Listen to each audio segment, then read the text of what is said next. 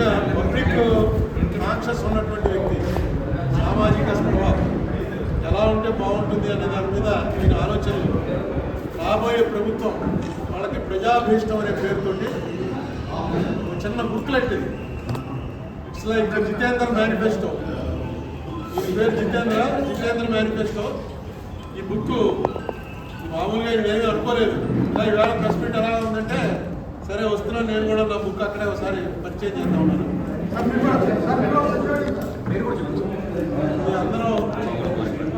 చాలా 10 minutes reading అంతే, అందరూ చదవలసినటువంటి బుక్ ఇది.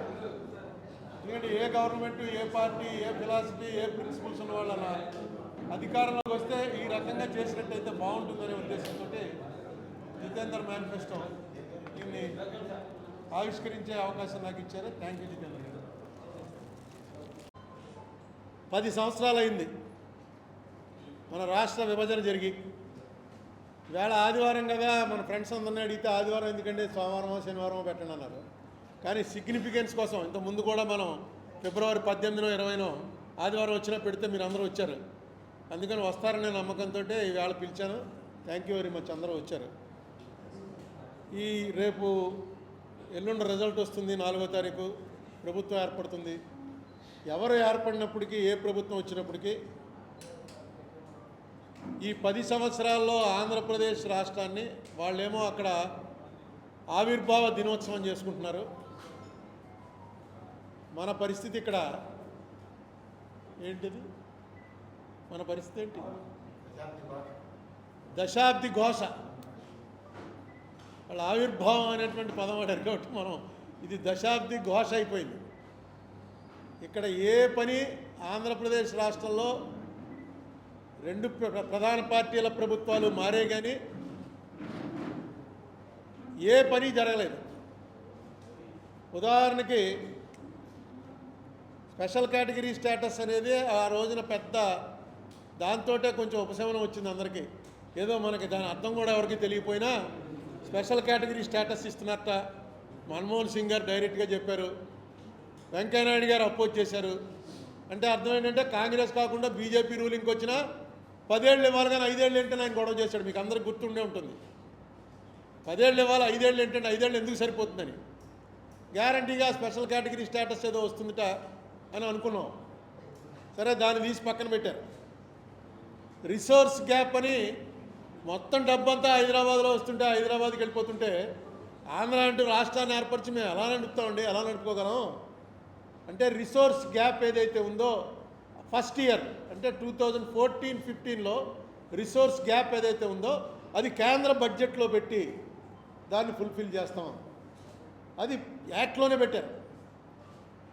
అయితే చంద్రబాబు నాయుడు గారు గవర్నమెంట్ రాగానే 32,625 కోట్లు 32,625 కోట్లు రిసోర్స్ గ్యాప్ ఉందని ఒక మొత్తం అన్ని రాసి ఎలా వచ్చిందో గ్యాప్, తెలంగాణ విడిపోయి హైదరాబాద్ వెళ్ళిపోవటం వల్ల మనకు ఆ గ్యాప్ ఎలా వచ్చిందో క్లియర్గా లెక్కలేసి చంద్రబాబు నాయుడు గారు గవర్నమెంట్ పంపించారు.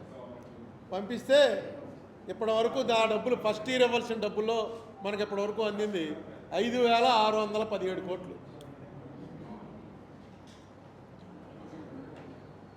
అలాగే పోలవరం ఇప్పటికైంది 48% కంప్లీట్ అయింది. ఒకళ్ళు 70 అని, ఒకళ్ళు 80 అని చెప్తున్నారు. మొన్న నేను వేసినటువంటి ఏపీ రీఆర్గనైజేషన్ యాక్ట్ మీద సుప్రీంకోర్టులో వేసిన పిటిషన్లో ఆంధ్రప్రదేశ్ గవర్నమెంటు ఎఫిడవిట్ దాఖలు చేస్తూ ఆ ఎఫిడవిట్లో చెప్పింది 48% పోలవరం కంప్లీట్ అయింది, ఇంకా 52% అవ్వాలి అని. మొన్ననే పేపర్లో చూసి ఇదేంట్రా అని చెప్పి ఆ పీపీఏ వెబ్సైట్లోకి వెళ్ళి చూస్తే వాళ్ళు ఏమంటున్నారంటే ఇంకా ఆంధ్రప్రదేశ్ పోలవరానికి ఇవ్వాల్సిన బకాయి 521 కోట్లు ఉంది అని క్లియర్గా వాళ్ళ వెబ్సైట్లో పెట్టేశారు. మీ పేపర్లో కూడా వచ్చింది. అది 521 కోట్ల 62 లక్షల రూపాయలు ఇస్తే పోలవరంకి మొత్తం డబ్బులన్నీ గవర్నమెంట్ ఇవ్వాల్సినవి, సెంట్రల్ గవర్నమెంట్ ఇవ్వాల్సినవి ఇచ్చేసినట్టే అని వాళ్ళ వెబ్సైట్లో పెట్టేశారు. అయ్యిందేమో 48%. అసలు పోలవరం డ్యామ్ వర్క్ ఇప్పటివరకు స్టార్టే అవలా. పునాది అయినటువంటి డయాఫ్రమ్ వాల్ కొట్టుకుపోయింది, దాని మీద వీళ్ళు కొట్టుకు చూస్తున్నారు.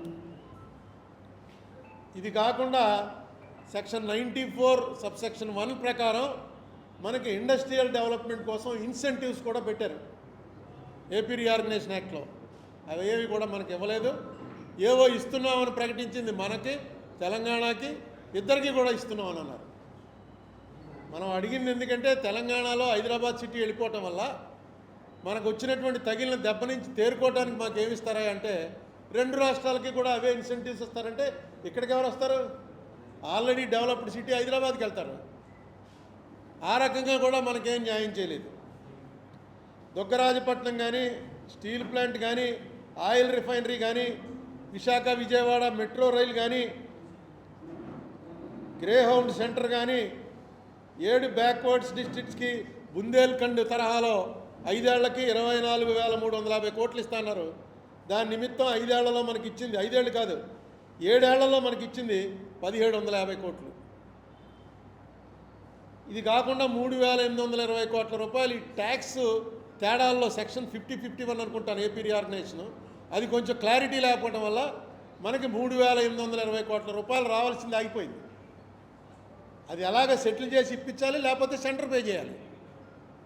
అది కూడా ఏమి, దీని అంతటికీ కారణం ఏంటంటే నేను అనుకోవటం, ఇక్కడి నుంచి దీని మీద గట్టిగా స్ట్రెస్ చేసేవాడు ఎవడో లేడు. వీళ్ళు కోర్టులో వేసిన ఎఫిడవిట్ ప్రకారం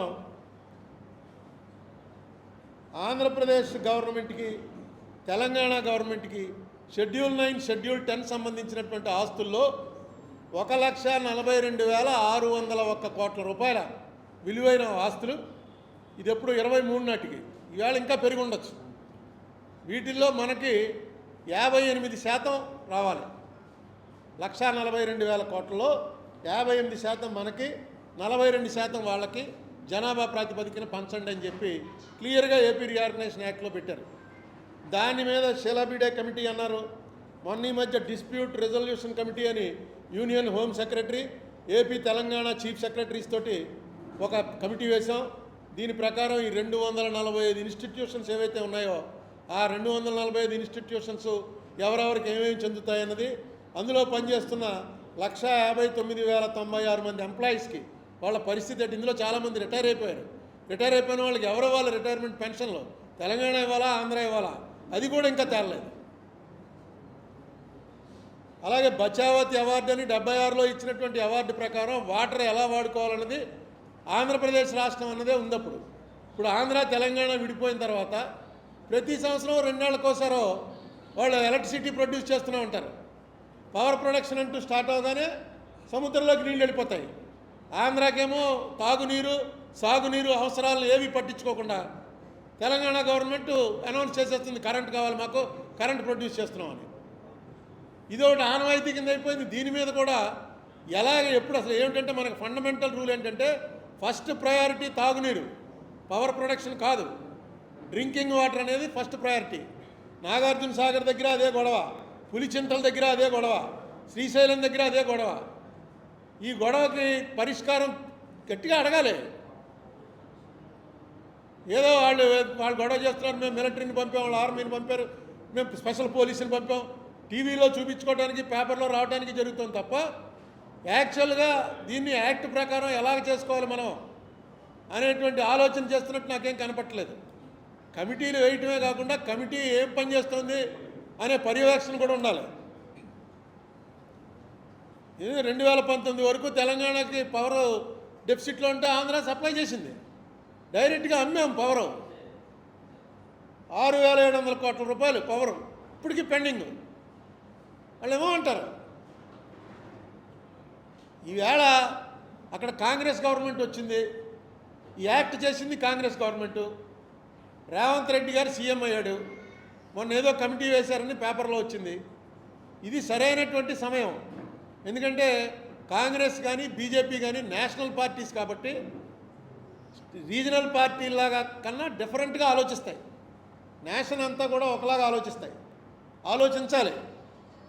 అలా ఆలోచిస్తుందనేటువంటి ఆశతోటే కాంగ్రెస్ రూలింగ్లో ఉండగానే రేవంత్ రెడ్డి గారు ఏదైతే ఇనిషియేటివ్ తీసుకున్నాడో దానికి వెంటనే ఇక్కడ ఉన్నటువంటి ప్రభుత్వం స్పందించి సరైనటువంటి వ్యక్తులు ఎవరైతే ఈ ఆంధ్రప్రదేశ్ గురించి తెలుసున్న వాళ్ళు ఉన్నారో, ఈ జరిగిన నష్టం గురించి ఒక అవగాహన ఉన్నవాళ్ళు ఉన్నారో వాళ్ళు ఎంటర్ అవ్వాలి. వాళ్ళని పెట్టి ఒక కమిటీ వేసి ఆ కమిటీ ద్వారా దానికి టైం బౌండ్ ప్రోగ్రాం పెట్టండి, ఒక 3 నెలల్లో మీది ఇవ్వండి అని. చాలా కమిటీలు అయ్యాయి. శీలాబేడి కమిటీ అయితే పెద్ద రిపోర్ట్ ఇచ్చింది ఆవిడ. దాన్ని అమలు చేయాలంటే మళ్ళీ ప్రభుత్వాలు అమలు చేయాలి. ప్రభుత్వాలకి అధికారంలోకి రావటం, అధికారంలో కొనసాగడానికి ఏం చేయాలని, అంతే తప్ప మనకి పక్కన ఇంత డైరెక్ట్గా డివిజన్ అయిపోయాం. డివిజన్లో మనకి ఇష్టం లేని డివిజన్ అయిపోయాం. మనకి ఇష్టం లేని డివిజన్లో మనకి ఏమీ లేకుండా చేశారు. ఏదో కళ్ళు నీళ్లు తొడవడానికి 4-5 అనౌన్స్ చేస్తే అవి తెచ్చుకోవడమే చాలా గొప్ప కార్యక్రమం అయిపోయింది. ఇప్పుడు 10 ఏళ్ళు పడుతుందండి పోలవరంకి. 10 ఏళ్ళు అయిపోయింది. ఎక్కడుందిరా అంటే పునాదులు కొట్టుకుపోయాయి అంటున్నారు. పునాదులు ఒకవేళ తేడా ఉంటే ఏమిటి దీనికి రెమెడీ? ఏం చేయాలి? వరల్డ్ వైడ్గా చూస్తుంటే దీనికన్నా 10 రెట్లు పెద్ద పెద్దవి కట్టేస్తున్నారు. బ్యారేజీలు కడుతున్నారు, పెద్ద పెద్ద ప్రాజెక్టులు కడుతున్నారు, ఇంకా చాలా లోతులోకి వెళ్ళి కడుతున్నారు, ఇంకా చాలా బ్యాడ్ కండిషన్స్లో ఉన్నటువంటి చోట నీళ్ళల్లోకి వెళ్ళి ప్రాజెక్టులు కడుతున్నారు. మరి ఎందుకో మంది ఆ డయాఫ్రమ్ వాళ్ళు వరల్డ్లో పెద్దవాడిని పెట్టి వేయించారు.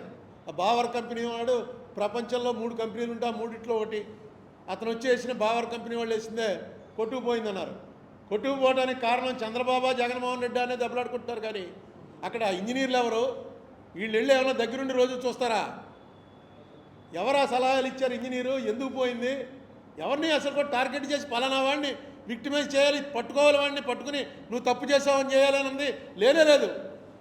జరిగిన దానికి వాళ్ళు కారణమా, వీళ్ళు కారణమా, పొలిటీషియన్స్ ఎవరు కారణం అనేది చెప్తున్నారు తప్ప ఎక్కడి నుంచి పోలవరం ప్రాజెక్ట్ అథారిటీ ఉంది, దానిపైన సిడబ్ల్యూసి ఉంది, దాని కింద ఆంధ్రప్రదేశ్ ఇరిగేషన్ డిపార్ట్మెంట్ ఉంది, దాని కింద కాంట్రాక్టర్ ఉంటాడు. ఇంతమంది చూసి చేసినటువంటి పని ఒక వరద వస్తే కొట్టుకుపోతే దానికి ఎవరిని బాధ్యులు చేయాలి? రాజకీయ నాయకుల్ని, చీఫ్ మినిస్టర్ని కాదు, టెక్నికల్గా ఎవరున్నారో వాళ్ళని చేయాలి. ఇప్పటివరకు ఆ ప్రసక్తే ఉండదు. ఇప్పుడు ఏంటో పోలవరం ఏమవుతుందో ఎవరికీ తెలియదు. అసలు అవుతుందా అవదా? అయితే ఎప్పటికి అవుతుంది? ఏ పద్ధతిలో అవుతుంది? ఇప్పుడున్న ప్రాజెక్ట్ అవుతుందా? మనకి ఏదైతే డిజైన్ ఇచ్చారో ఆ డిజైన్ తప్ప, ఆ డిజైన్ ప్రకారం చేయటం కుదరదా? ప్రజలతో పంచుకోండి.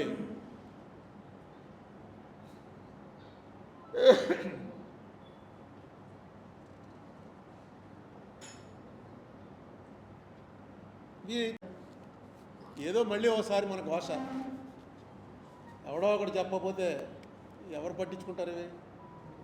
సరే, మన రాజమండ్రి నుంచి చెప్దాం. జూన్ 2వ తారీఖు 10 ఏళ్ళు అయ్యి పరిస్థితి ఎంత అగమ్య గోచరంగా ఉందంటే ఆంధ్రప్రదేశ్ పరిస్థితి ఏం బాగోలేదండి.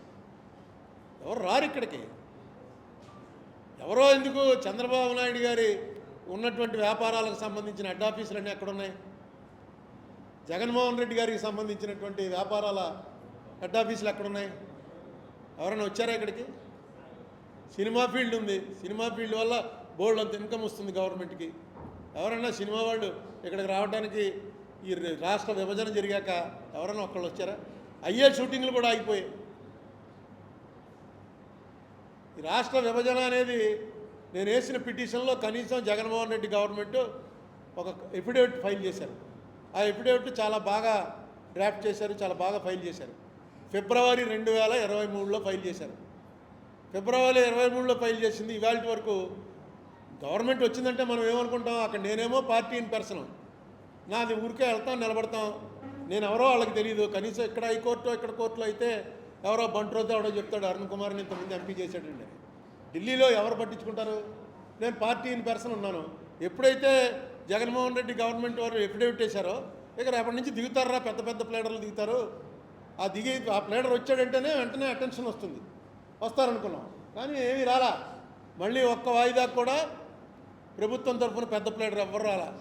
నేను వెళ్ళటం రావటం, అక్కడ అక్కడ నచికి అని ఇంకా 2-3 ఉన్నారు గవర్నమెంట్కి సంబంధించినటువంటి వాళ్ళు ప్లేడర్లు. వాళ్ళకి చెప్పడం, ఏమో బాబు నెక్స్ట్ వాయిదా కన్నా ఎవరినైనా సీనియర్ని హైర్ చేయండి, ఎవరన్నా సీనియర్ని తీసుకొచ్చి మాట్లాడించండి. ఎందుకంటే ఎఫిడేవిట్ చాలా బాగా చేశారు. నేను ఇప్పుడు చెప్పిన మాటలన్నీ ఎఫిడేవిట్లో ఉన్నాయి. అన్నీ ఎఫిడేవిట్లో క్లియర్గా వేసి ఆంధ్రప్రదేశ్ ఇంకో మాట చాలా క్లియర్గా నేను అడిగిందే వాళ్ళు ఏమడిగారంటే ఆర్టికల్ 3 ప్రకారం విడదీశాం అని అంటున్నారు. విడదీయడానికి కేంద్ర ప్రభుత్వానికి హక్కు ఉంది అంటున్నారు. ఓకే, కానీ ఆర్టికల్ 3 ఎప్పుడు ఉపయోగించాలి అన్నది ఎక్కడైనా రాసిందా? ఆర్టికల్ 3(4) కింద రాష్ట్రాల విభజన అనేది ఎప్పుడు జరగాలి, ఎందుకు జరగాలి? గైడ్లైన్స్ ఇవ్వండి. ఆర్టికల్ 3 ప్రకారం మీకు హక్కు ఉన్నమాట నిజమే, కానీ ఆ హక్కు వినియోగం చేసుకునే పరిస్థితులు ఎప్పుడు వస్తాయి? కేవలం తెలంగాణ ప్రాంతం వాళ్ళ అభీష్టం మేరకు ఈ రాష్ట్రం విభజిస్తున్నాం అంటున్నారు. అది ఎప్పుడైనా జరిగిందా? అలా జరగచ్చా? చాలా రాష్ట్రాలు విభజించమని అడుగుతున్నాయి. ఇది కూడా పాయింట్ అడిగారు వాళ్ళు. రాష్ట్ర ప్రభుత్వం వాళ్ళు ఈ పాయింట్ కూడా క్లియర్గా అడిగారు. దీని మీద ఎవరన్నా కాస్త పెద్ద కౌన్సిల్ వచ్చి దీన్ని తేల్చండి అంటే ఇది పెద్ద విషయం కాదు.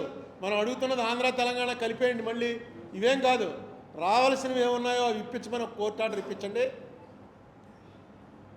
అలాగే ఇక ముందు జరిగేటి వాటికి ఒక గైడ్ లైన్స్ ఏర్పాటు చేయండి, ఏ ప్రకారంగా జరగాలని. ఇక అయిపోయింది ఏదో అయిపోయింది, కనీసం మాకు ఇవ్వాల్సినవైనా ఇవ్వండి. ఎందుకంటే కేసీఆర్ గారు రాష్ట్ర విభజన జరుగుతున్న సమయంలో పార్లమెంట్లో గొడవ, లోక్సభలో రాజ్యసభలో గొడవ జరిగినప్పుడు కానీ అంతకు ముందు కానీ ఆయన ఎప్పుడూ సభకు రాలే. అంతా కాంగ్రెస్ వాళ్ళే దెబ్బలాడుకున్నది లోపల. తెలుగుదేశం వాళ్ళు ఇటు అటు వాళ్ళు అటు దెబ్బలాడుకున్నారు. కేసీఆర్ గారు మాత్రం ఆయన ఒక్కడే ఎంపీ ఆయన పార్టీకి, ఆయన ఎప్పుడూ సభకు రాలా జరిగేది. ఎందుకంటే ఆయనకి తెలుసు స్ట్రాటజిక్గా వాళ్ళు కొట్టుకుంటారు, మనం ఎందుకు ఆ మధ్యలోకి వెళ్తాం అని. అయిపోయింది, ఆయన సీఎం అయ్యాడు. సీఎం అయిన 9 ఏళ్ళలో 10 ఏళ్ళలో ఏనాడు ఈ డబ్బులు ఇవ్వాల్సిన దానికి కేంద్ర ప్రభుత్వం వాళ్ళు ఒకసారి ఏం సమాధానం చెప్పారంటే, మీరు సెటిల్ చేసుకోవాలి, కానీ మేమేం చేస్తామంటే కేంద్ర ప్రభుత్వం అనేది ఓన్లీ మధ్యవర్తి పాత్ర మాది, అంతకుమించి మేమేం చేయగలం అన్నాడు మినిస్టర్. రాజ్యసభలో రిప్లై ఇస్తున్నాం. యాక్ట్ చేసిన వాళ్ళు ఇంప్లిమెంట్ చేయాలి కదా. ఏపీ రీఆర్గనైజేషన్ యాక్ట్ అంటే కేంద్ర యాక్ట్, అది ఆ యాక్ట్ ఎవరైతే చేశారో వాళ్ళు ఇంప్లిమెంట్ చేయాలి. వాళ్ళు మేమేం చేస్తామండి అని. ఎందుకంటే ఆంధ్రాలో బీజేపీకి ఎప్పటికీ కూడా ఆన్ ఇట్స్ ఓన్ అవకాశాలు తక్కువ. సొంతంగా బీజేపీ ఇక్కడ అధికారం వచ్చేటువంటి పరిస్థితి ఎప్పుడూ ఉండదు. తెలంగాణలో ఛాన్స్ ఉంది, అందుకని తెలంగాణ వైపు ఉంటే మనకు రాజకీయంగా బెనిఫిట్ వస్తుంది. అలాగే కాంగ్రెస్ ఆ రోజున చేస్తున్నప్పుడు కూడా తెలంగాణలో కాంగ్రెస్ రావడానికి అవకాశం ఉంది, కానీ ఆంధ్రాలో అవకాశం లేదు. ఇచ్చేద్దాం తెలంగాణ కనీసం. ఇలా రాజకీయ కారణాల వల్ల జరుగుతుంటే, అలాగే ఇప్పుడు రామచంద్రరావు గారు వచ్చారు ఇక్కడికి. ఆయన 2017లో పోలవరానికి అయిన మొత్తం ఖర్చు కేంద్రం భరించాలి క్లియర్గా క్యాబినెట్ తీర్మానం చేసింది, సెంట్రల్ యాక్ట్లో పెట్టారు. కేంద్రం అంటే నేను ఇవ్వను, 2014 రేట్లో ఇస్తానంటుంది, తేల్చండి అని చెప్పి ఈయన ఒక కేసు వేశారు. ఎక్కడ? అమరావతి హైకోర్టులో వేస్తే దాంట్లో ఇప్పటివరకు ఆంధ్రప్రదేశ్ గవర్నమెంట్, చంద్రబాబు నాయుడు గారి గవర్నమెంట్ అయిపోయింది, జగన్మోహన్ రెడ్డి గారి గవర్నమెంట్ 5 ఏళ్ళు అయిపోయింది, ఇప్పటివరకు ఎవరో దాంట్లో కౌంటరే ఫైల్ చేయాలి. నేను వెళ్ళి అందులో ఇంప్లీడ్ పిటిషన్ వేశాను, ఎందుకంటే కనీసం మీకు చెప్పడానికి అవకాశం ఉంటుందని. ఇంప్లీడ్ పిటిషన్ వేసి 4 ఏళ్ళు అయింది. కనీసం కౌంటర్ కూడా నిజమే ఇది వేయండి, ఒక పేజీ కౌంటర్ వేయండి, లేదు నిజం కాదు అబద్ధం అని వేయండి. అలా కౌంటరే దాఖలు చేయకపోతే స్టేట్ ఇంట్రెస్ట్ కొద్దీ స్టేట్కి అనుకూలంగా రావాలని కేంద్రం వాళ్ళు వేసారు. కేంద్రం వాళ్ళు ఏం చేశారంటే కేంద్రం ఏ ప్రకారంగా సింపుల్గా ఒకటి వేసి పారేశారు అంతే. రాష్ట్ర ప్రభుత్వం ఇప్పటి వరకు అసలు మనకి పోలవరం ప్రాజెక్టు ఆంధ్రప్రదేశ్ గవర్నమెంట్కి కేంద్రం అప్పచెప్పింది ఎక్కడైనా ఒక కాగితం ఉందంటే కాగితమే లేదు. చంద్రబాబు నాయుడు గారు అసెంబ్లీలో చెప్పాడు, వాళ్ళు చేయమంటే మేము చేస్తా అన్నాం, అక్కర్లేదంటే తీసుకోండి మీరే చేసుకోండి అని. కేంద్రం వాళ్ళేమో పార్లమెంట్లో చెప్పారు, వాళ్ళు వచ్చి మమ్మల్ని అడిగితే మేము ఇచ్చాము అని వాళ్ళు చెప్తారు. ఈ రెండు హయ్యెస్ట్ బాడీస్ పార్లమెంటు, అసెంబ్లీ. ఏది నిజం? రైట్ టు ఇన్ఫర్మేషన్ కింద అడిగాం నీతి ఆయోగ్ వాళ్ళని, వాళ్ళు దానికి రిప్లై ఇవ్వరు. అందరూ ఉన్నారు, ఎలా ఇచ్చారు ఎవ్వడో చెప్పడు, అది ఎవరికి తెలీదు. ఇది విచిత్రం అన్నమాట. ఎక్కడా చూడం మనం. ఇంత పెద్ద ప్రాజెక్టు, నేషనల్ ప్రాజెక్టు స్టేట్ గవర్నమెంట్కి హ్యాండ్ ఓవర్ చేసినప్పుడు ఎక్కడో చోట మినిట్సో ఏదో ఒకటి ఉండాలి కదా. అడిగితే ఇచ్చేయడానికి ఇది ఏమన్నా మనం కూడా మామూలు కూడా అలా ఇచ్చుకోం. ఇంత బాధ్యతారాహిత్యంగా నడుపుతున్నటువంటి దీంట్లో 75% తప్పు ఆంధ్రప్రదేశ్ ప్రభుత్వాలే. వాళ్ళకేం కావాలో వాళ్ళకి ఇక్కడేం పొలిటికల్ ఇంట్రెస్ట్ లేదు. కేసీఆర్ గారేమో ఆయన రీజనల్ పార్టీ కాబట్టి ఇప్పుడు రేవంత్ రెడ్డి ఇస్తానంటే చూసావా నేను ఆపేశాను, రేవంత్ రెడ్డి పంచిపెట్టేశాడు అంటాడు రేపటి నుంచి. అది రేవంత్ రెడ్డి భయపడుతూ ఉంటాడు. అయితే కాంగ్రెస్లో మాత్రం గత అనుభవాల దృష్ట్యా కాంగ్రెస్లో అలాంటివి కుదరవు. ఎందుకంటే మీకు గుర్తుండే ఉంటుంది, తమిళనాడుకి కర్ణాటకకి వాటర్ 0.6 TMC వాటర్ మీద పెద్ద గొడవ వచ్చి ముఖ్యమంత్రులు వచ్చి రోడ్డు మీద నిరాహార దీక్ష కూర్చున్నారు. అప్పుడు కర్ణాటకలో కాంగ్రెస్ గవర్నమెంట్ ఉంది, తమిళనాడులో ఎప్పుడూ కాంగ్రెస్ లేదు. అయినా సరే 0.6 TMC మీద సుప్రీంకోర్టు తీర్పును అమలు చేయమని, అప్పుడు మనం పవర్లో లేవు కాంగ్రెస్, 1999-2004 మధ్య సుప్రీంకోర్టు తీర్పు ప్రకారం ఆ టీఎంసీ మద్రాస్కి రిలీజ్ చేయవలసిందే అని చెప్తే అక్కడ చీఫ్ మినిస్టర్ కర్ణాటక చెప్పాడు, ఇది కానీ నేను చేశానా నెక్స్ట్ మనం ఓడిపోతాం, ఇది పెద్ద గొడవ వచ్చేసింది, ఇలాంటి డెసిషన్ తీసుకోకండి అని. నువ్వు చేస్తావా, చేసేవాడిని సీఎం చేయాలా, సుప్రీంకోర్టు చెప్పింది కాబట్టి చేసి తీరవలసిందే అన్నారు. ఆ పాయింట్ రిలీజ్ చేశారు, కర్ణాటకలో ఓడిపోయారు, గవర్నమెంట్ పోయింది. అంటే ఓడిపోవడానికి కూడా సిద్ధపడతారు, కానీ ఒక రూల్ ఉంటే రూల్ ఫాలో అవడంలో కాంగ్రెస్ వాళ్ళ గత చరిత్రను బట్టి వెనక్కి వెళ్ళరు అని ఒక నమ్మకం ఉంది నాకు.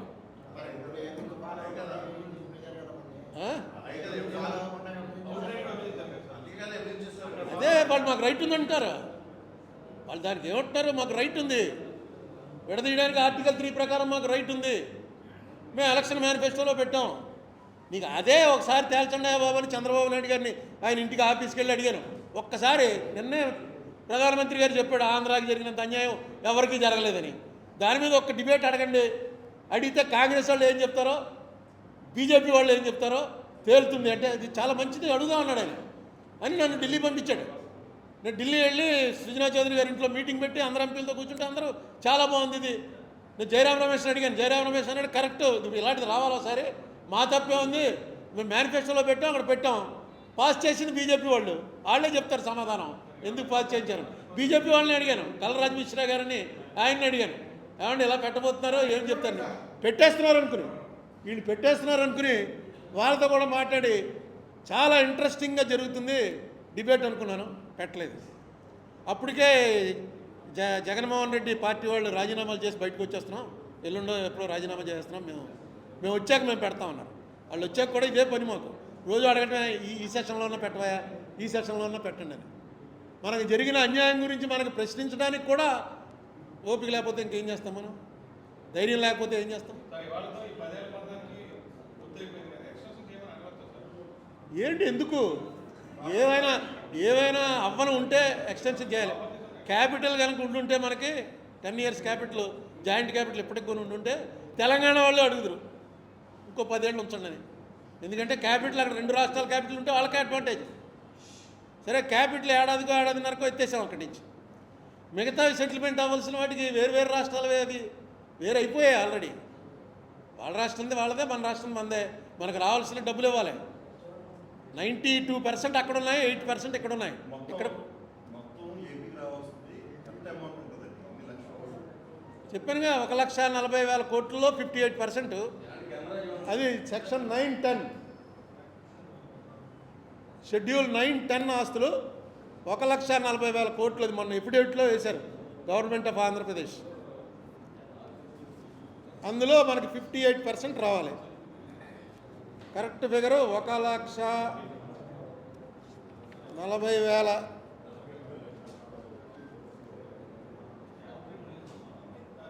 1,42,601 కోట్లు, ఇది కరెక్ట్ ఫిగర్. ఇది కాకుండా బుందేల్ఖండ్ మోడల్ 7 జిల్లాలకు ఇస్తామన్నది 24,350 కోట్లు, అందులో 1,750 ఇచ్చారు. రిసోర్స్ గ్యాప్ చంద్రబాబు నాయుడు గారు పంపించింది 32,625 కోట్లు, అందులో 5,617 కోట్లు ఇచ్చారు.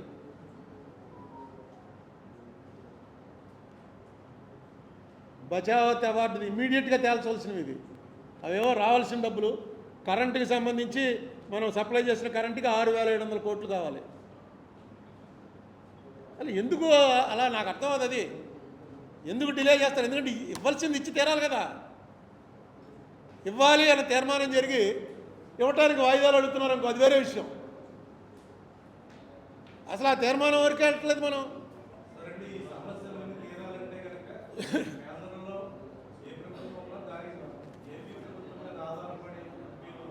చాలా తప్పు అది, అలా తప్పు. కమ్యూనిస్టుల మీద ఆధారపడిన గవర్నమెంట్లు ఉన్నాయా? కమ్యూనిస్టుల మీద 4 సంవత్సరాలు ఆధారపడ్డాం అంతే. యూపీఏ ఫస్ట్లో కమ్యూనిస్ట్ రాష్ట్రాల్లో మరి ఎన్నిసార్లు ఎందుకు నెగ్గింది? కమ్యూనిస్ట్ రాష్ట్రాలు ఎన్నేళ్ళు పట్టింది? జ్యోతిబాస్ ఎప్పుడైనా అతని సపోర్ట్తో గవర్నమెంట్లు ఉన్నాయండి. నీకు ఇది అన్నీ కాన్స్టిట్యూషన్ ఎందుకు? ఇంకా మెజార్టీ వాడికి అంటే డైరెక్ట్గా బూతుల లెక్కను తీసేసి ఏ బూత్లో ఎన్ని ఓట్లు వచ్చో తెలుసు. తక్కువ ఓట్లు వచ్చిన బూతుల వాళ్ళకి అన్ని రాయితీలు ఆప్ చేసేయచ్చు. ఓటైన వాడికి ఎందుకు ఇవ్వాలి? ఇంకా రాజ్యాంగం రాసుకున్నది ఎందుకు? కాన్స్టిట్యూషన్ ఎందుకు? ఇవ్వమని చెప్పారు, మాకు సంబంధం లేదని చెప్పారు. ఎవడు అడగాలి? నువ్వు నేను అడిగితే మనం ప్రెస్ మీట్లో అడుక్కుంటాం, అక్కడ పార్లమెంట్లో అడగాలి. ఇదే లెక్క ఇది? ఏం అడగరు. అరే డిబేట్ పెట్టమంటే షార్ట్ నోటీస్ డిబేట్ ఉంటుంది.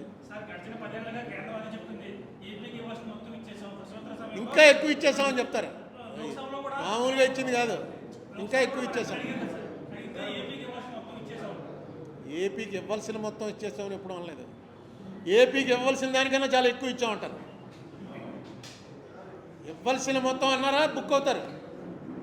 అందుకని ఆ మాట అన్నారు వాళ్ళు. మీకు ఇవ్వాల్సిన దానికన్నా చాలా ఎక్కువ ఇచ్చామని అంటారు. ఎవరికి కావాలి ఎక్కువ? మాకు ఇవ్వాల్సింది బారేయండి, ఇగో ఇవి అకౌంట్లు, ఇవి పాలనా అకౌంట్ ప్రకారం ఇంత డబ్బు కావాలి, ఇంత డబ్బు రావాలి, అది ఇవ్వండి. ఇవ్వలేరు. ఎన్నాళ్ళలో ఇస్తారు చెప్పండి? ఎన్ని వాయిదాల్లో ఇస్తారు చెప్పండి? అరే మన డబ్బే బాబు, అది చంద్రబాబు నాయుడుతో జగన్మోహన్ రెడ్డితో కాదు, ఇది వాళ్ళదైతే వసూలు చేసుకుందరు. అదే 1,42,601 కోట్లు, 1,41,601 crores అని 58.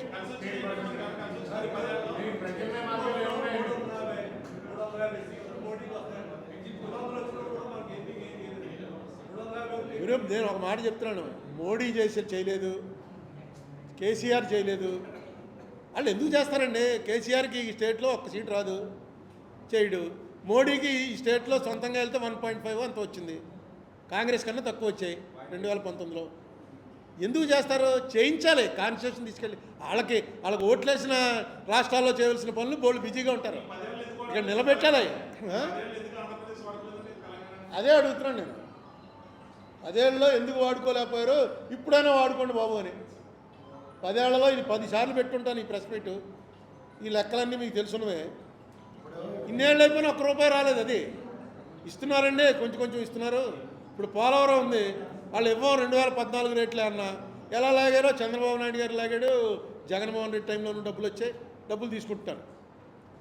ఎప్పటికప్పుడు బెదిరిస్తుంటారు, ఇంకా మీకు రావాల్సింది 500 కోట్లే, ఇంకా రావాల్సింది 300 కోట్లే అని. కానీ ఇస్తున్నారు. అసలుకే మోసం వచ్చింది పోలవరం. పునాదులు కొట్టుకుపోతే ఇప్పుడు ఏమవుతుందో ఎవరికి తెలియదు. ఎందుకంటే డయాఫ్రమ్ వాల్ అంటే పునాది, అది ఒక ఎక్కడ రేరుగా కడతారు. అది ఇసుక మీద కట్టాలి. ఇది అక్కడ ఉన్నదంతా ఇసుక. అందుకే మన స్పిల్వే యాక్చువల్గా మనకు అన్నీ ఎలా ఉంటాయి? బ్యారేజ్ ఉంటుంది, దాని కింద స్పిల్వే ఉంటుంది. మనకు చూపిస్తుంటారు కదా మీరు టీవీలో చూపిస్తుంటారు, వరదలు వచ్చేసాయి, గేట్లు ఎత్తేసారు. కానీ గేట్లు ఎక్కడ ఎత్తారు? ఆ బ్యారేజ్కే ఉంటాయి గేట్లు. కానీ మన పోలవరం డిఫరెన్స్ ఏంటంటే స్పిల్వే వేరే చోట ఉంటుంది, ఈ బ్యారేజ్ వేరే చోట ఉంటుంది. యాక్చువల్ బండు ఎందుకంటే కింద ఇసుకుంది, అక్కడ స్పిల్వే కడితే ఆగదు. ఆ పక్కన తీసుకెళ్ళి రాయి మీద కట్టారు. ఈ కింద ఇసుకుంది కాబట్టి ఇక్కడేమో డయాఫ్రమ్ వాల్ పెట్టారు. డయాఫ్రమ్ అంటే ఇక్కడ మనకు ఊపిరితిత్తుల్లో ఉంటుంది డయాఫ్రమ్. అది ఏమవుతుంది? ఇలా అవుతుంటుంది, సంకోచం వ్యాకోచాలు చెందుతుంటుంది. వాటర్ ఫ్లో స్పీడ్గా వచ్చినప్పుడు అలా అయ్యి దాని స్పీడ్ తగ్గిస్తుంది అనమాట. అదేదో టెక్నాలజీ, చాలా ఓల్డ్ టెక్నాలజీయే. దాంట్లో ఎక్స్పర్ట్ అని బావర్ కంపెనీని తీసుకొస్తే నేను అప్పుడే నెట్లో చూశాను. మనం ప్రెస్ మీట్ కూడా పెట్టాం. 300 కోట్లు 340 కోట్లు ఇచ్చారు. మనం ప్రెస్ మీట్లో కూడా డిస్కస్ చేసాం. అది చాలా మంచి కంపెనీకి ఇచ్చారు. పోలవరం ఇంకా అది చంద్రబాబు నాయుడు ఇచ్చిందే. ఏం చేస్తాం? కొట్టుకుపోయిందిట. ఎంత కొట్టుకుపోయిందో కూడా ఎవరికి తెలియదు. ఓసారి ఎప్పుడో ఎవరో మినిస్టర్ వచ్చి, ఎక్స్ మినిస్టర్, కాంగ్రెస్లో మినిస్టర్, తర్వాత వైసీపీలో ఉన్నాడు, ఎవరో వచ్చి అక్కడికి వచ్చి డయాఫ్రమ్ వాల్ సరిగ్గా కట్టలేదుట. పోలవరంలో ప్రెస్ మీట్ అని చెప్పాడు. డయాఫ్రమ్ వాల్ సరిగ్గా కట్టలేదుట, దీని మీద నాకు చాలా అనుమానాలు ఉన్నాయి అనగానే ఇరిగేషన్ మంత్రి గారు, తెలుగుదేశం ఇరిగేషన్ మంత్రి గారు ఏమన్నాడంటే, లోపలికి ఉరికి చూడు, బయట నుంచి నీకేం కనబడుతుంది, లోపలికి వెళ్ళి 300 మీటర్లు లోపలికి వెళ్తే కనబడుతుంది నీకని. గుర్తుందా మీకు? అలా అన్నారు. ఇప్పుడు మనకి ఏం తెలుస్తుంది? డయాఫ్రమ్ వాల్ అంటే ఏదో నెట్లో చూస్తాం, ఇదా అనుకుంటాం. లోపలికి వెళ్ళి చూస్తామా? చూడవలసిన వాళ్ళు, చేయవలసిన వాళ్ళు వెళ్తారు, అజమాయిషీ చేయవలసిన వాళ్ళు గవర్నమెంట్. వాళ్ళు ఆ వేళ చెప్పింది కరెక్ట్ అయిందిగా, కొట్టుకుపోయింది అంటున్నారు. ఏంటంటే ఇతను కొట్టేశాడు, కాఫర్ డ్యామ్ కొట్టేశాడు, అందుకే కొట్టుకుపోయింది నీళ్ళు అంటారు. అసలు కాఫర్ డ్యామ్ కట్టడమే తప్పు, కట్టాడు కాబట్టి పోయిందంటారు. ఇవన్నీ ఎవరు? కాఫర్ డ్యామ్ కట్టడం తప్పు అయితే ఆ తప్పు డిజైన్ది తప్పు అవుతుందా, చంద్రబాబు నాయుడు తప్పు అవుతుందా? డిజైన్ ఇచ్చినట్టు కట్టాలి. బాబా ఇది ఇలా కాదండి, ఇలా చెప్పండి అని నాయుడు చెప్పగలడా, జగన్మోహన్ రెడ్డి గారు చెప్పగలడా?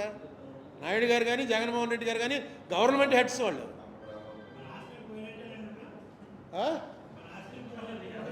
పోయినట్టే నేనేది కట్టాను, రావాలనే కోరిక. యాక్ట్ ప్రకారం మందే, అదే కబ్జాలు పెడతారు అలాంటిదే ఇది. యాక్ట్ ప్రకారం మందే, మనం వెళ్ళి తెచ్చుకోలేకపోతున్నాం, మనం బలహీనులం కాబట్టి. స్థిరాస్తులు చరాస్తులు దానికి గైడ్లైన్స్ ఏం పెట్టారంటే, ఇప్పుడు ఆర్టీసీ ఉంది, ఆర్టీసీ ఒక వ్యాపార సంస్థ, అందులో మనందరి డబ్బులు ఉన్నాయన్నమాట. ఆ వ్యాపార సంస్థలో రాజమండ్రి డిపో ఉంటే రాజమండ్రికి చెందుతుంది, హైదరాబాద్ డిపో హైదరాబాద్కి చెందుతుంది. అలా పెట్టి ఉమ్మడిగా ఉన్నటువంటి ఆస్తులు అంటే హెడ్ ఆఫీస్ ఉంది, హెడ్ ఆఫీస్ ఎవరికి చెందుతుంది? చార్మినార్ చౌరస్తాలో ఆర్టీసీ క్రాస్ రోడ్స్, అక్కడ హెడ్ ఆఫీస్ ఉంది, అది 300-400 కోట్ల విలువ ఉంటుంది. అలాగే అక్కడ ఒక కళ్యాణ మండపం ఉంది, ఒక హాస్పిటల్ ఉంది. ఇవన్నీ హైదరాబాద్లో ఆస్తులు, దాదాపుగా 20-25 కోట్ల రూపాయల ఆస్తులు ఉన్నాయి.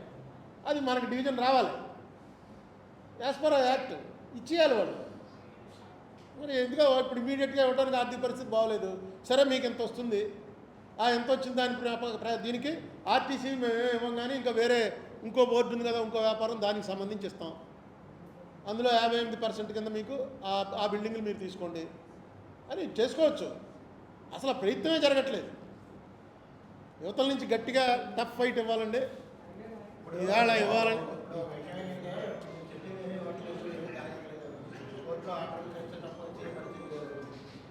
అలాగే మనకు వచ్చి పని వాట కూడా సంస్థ ఎవరికి పని వాటలు కూడా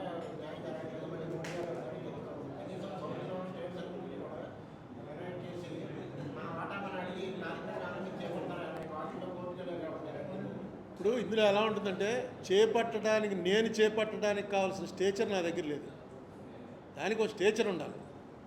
నా స్టేచర్ ఎంతవరకు మీరందరూ చూపిస్తున్నారు కాబట్టి ప్రెస్ మీట్ పెట్టడం వరకు.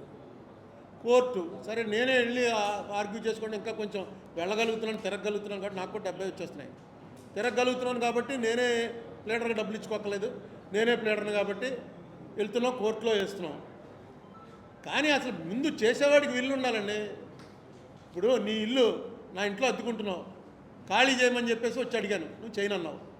కోర్టుకి వెళ్ళాను, కోర్టు ఆర్డర్ ఇచ్చింది, వచ్చాను నీ దగ్గరికి, నేను కోర్టు ఆర్డర్ లెక్క చేయనన్నావు. పోలీస్ స్టేషన్కి వెళ్ళాను, పోలీసులు రామన్నారు. మళ్ళీ కోర్టుకి వెళ్తాను, పోలీసులు రామంటున్నారండి. పోలీసులు టైం ఉన్నప్పుడు వెళ్ళండి అని కోర్టు వారు ఆర్డర్ ఇస్తారు. పోలీసులు టైం లేకుండా నువ్వు చేస్తావు, రాకుండా చేస్తావు, నీకు ఇన్ఫ్లుయెన్స్ ఉంది. ఏం చేయాలి అప్పుడు? నేను ఎతికి పట్టుకుని కృష్ణకుమార్కిను ఒక రాఘవరావుకి పడదండి, రాఘవరావు కూడా మంచి పలుకుపడంలోడని రాఘవరావు దగ్గరికి వెళ్ళాలి. వెళ్ళి రాఘవరావు ఇలా చేస్తున్నాడు, కృష్ణకుమార్ అంటే ఎక్కడ దొరుకుతాడని చూస్తున్నాడు, నేను వేస్తాను దెబ్బ అంటాడు. అంతే, ఇది కూడా అంతే. ఎవరెవరైతే అక్కడ ఇప్పుడు కాంగ్రెస్ వాళ్ళు చేయనట్టున్నారు, బీజేపీ వాళ్ళ దగ్గరికి వెళ్ళాలి. మాకు అన్యాయం జరుగుతుందండి, బీజేపీ వాళ్ళు చేయనంటే కాంగ్రెస్ వాళ్ళ దగ్గరికి వెళ్ళాలి.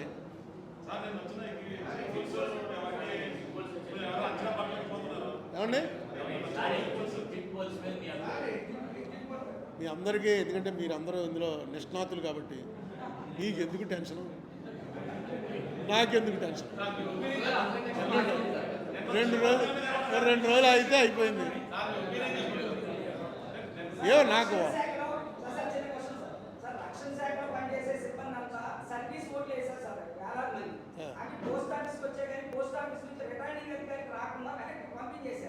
ఎందుకు పంపించారు నేను తెలుగుదేశం గొడవ పెట్టారు. అంటే ఇందులో కూడా జగన్నాస్తం ఉందా, అంటే ఈ పాజిటివ్ బ్యాలెట్ లాగా అది కూడా ఉందా అని అంటున్నారు. దాని మీద ఏదో చెప్తారు సార్. నాకు ఇప్పుడు దాకా ఈ సంగతి తెలియదు అసలు. అంటే రిటర్న్ అయిపోయాయి సార్. ఏమో నేను పేపర్లో చదివింది అయితే చంద్రబాబు నాయుడు గారికి అనుకూలంగానే వచ్చింది హైకోర్టు తీర్పు అని చదివాను. వీటిలో ఏవో పోస్టల్ బ్యాలెట్లో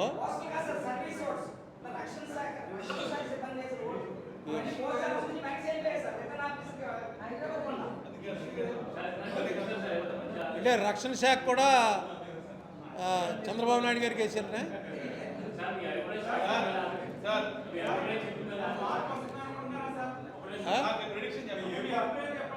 అంటే ఇప్పుడు నేను 10 ఏళ్ళలో 2 గవర్నమెంట్లు చూసాం. ఏ గవర్నమెంట్ వచ్చినా ఇలాగే ఉంటుంది. కొంచెం బెటర్గా అయితే మంచిదని ప్రెస్ మీట్ పెట్టాం గవర్నమెంట్ రాకుండానే. మనకు రావాల్సిన డబ్బులు తెచ్చుకోలేని గవర్నమెంట్లు ఇంకెందుకండి? ఏదో ఇది చేస్తాను, అది చేస్తాను, ఇంత పెంచుతాను, అంత పెంచుతానంటూ రావాల్సిన డబ్బులు తెచ్చుకోవాలి కదా. పోయినా రావాల్సిన డబ్బులు ఏమన్నా వెళ్ళి అక్కడ బజార్ వడ్డీకి 10 రూపాయల వడ్డీకి ఇచ్చి కొట్టి తెచ్చుకోవాల్సిన అంటే క్లియర్గా నేషనల్ యాక్ట్ గవర్నమెంట్ చేసినటువంటి సెంట్రల్ యాక్ట్ ప్రకారం రావాల్సిన డబ్బులు.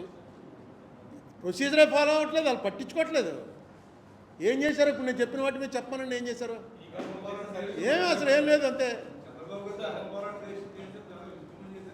అవునండి, ధర్మ పోరాటం ఏది తర్వాత అంటుకోవాలి కదా. పవర్లో ఒకటే చెప్తున్నాను నేను, డెమోక్రసీ అంటే ruling party plus opposition. Opposition లేకపోతే డెమోక్రసీ లేదు. అసలు మన దగ్గర ఎప్పుడు చర్చ అయిందో చెప్పండి. వీళ్ళు ఉంటే వాళ్ళు ఉండరు, వాళ్ళు ఉంటే వీళ్ళు ఉండరు. మీకు అదే తెలంగాణ అయింది 2వ సెషన్లో 3వ బ్రహ్మాండంగా రేవంత్ రెడ్డి కేటీఆర్ దెబ్బలాడుకుంటున్నారు, మాట్లాడుకుంటున్నారు. హరీష్ రావు మాట్లాడతాడు, బట్టి విక్రమార్క మాట్లాడతాడు. ఇక్కడ కూడా అలా మాట్లాడుకునే పరిస్థితి ఎప్పుడు వస్తుందని చూస్తున్నాను. అసలు వీళ్ళు వస్తారు, అందరూ ఎవరు లేకుండానే గిలిటిని కొట్టి అన్ని బిల్లులు పాస్ అంటారు. ఏమో ఇది బాగుపడాలంటే అపోజిషన్ ఉండాలి, రూలింగ్ పార్టీ ఉండాలి.